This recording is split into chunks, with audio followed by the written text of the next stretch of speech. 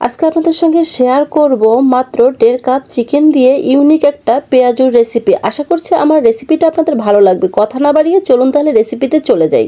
এখানে আমি 1.5 cup chicken কিমা নিয়ে নিয়েছি। অ্যাড করে দিলাম 1 কাপ পেঁয়াজ কুচি, দিয়ে দিলাম আদা রসুন পেস্ট 1.5 চামচ। এ পর্যায়ে অ্যাড করে দিলাম 1/2 চামচ মরিচের গুঁড়ো আর দিয়ে দিলাম 2 চামচের মতো টমেটো সস। এ পর্যায়ে 5-6টা পাকা মরিচ কুচি আমি দিয়ে দিয়েছি। আপনারা চাইলে কাঁচামরিচ দিতে পারেন, আমি দেখার সৌন্দর্যের ক্ষেত্রে দিয়েছি।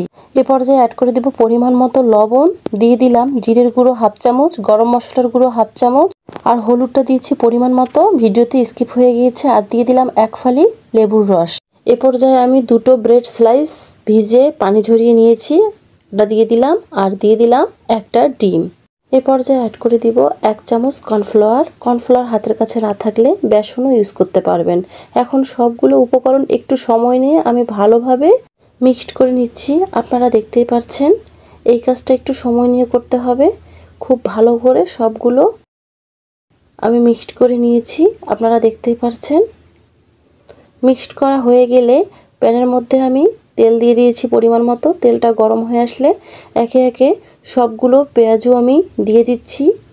আপনারা একটা কথা মাথায় রাখবেন, এই চিকেন পেঁয়াজু ফ্রাইয়ের ক্ষেত্রে চুলার আঁচটা লো মিডিয়ামে রাখতে হবে, না হলে পেঁয়াজুগুলো পুড়ে যেতে পারে। এই তো আমি উল্টে পাল্টে পেঁয়াজুগুলো খুব ভালোভাবে ফ্রাই করে নিয়েছি, আপনারা দেখতে পাচ্ছেন। এখন এটা আমি তেল ঝরিয়ে উঠিয়ে নিব। দেন আমি একই প্রসেসে বাকি সব পেঁয়াজুগুলো আমি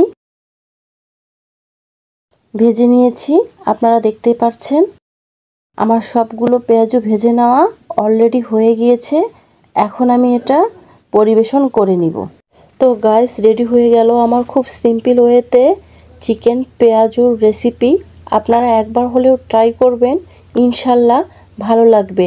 বিকেলে চায়ের সঙ্গে এই চিকেন পেঁয়াজুটা খেতে অসম্ভব ভালো লাগে।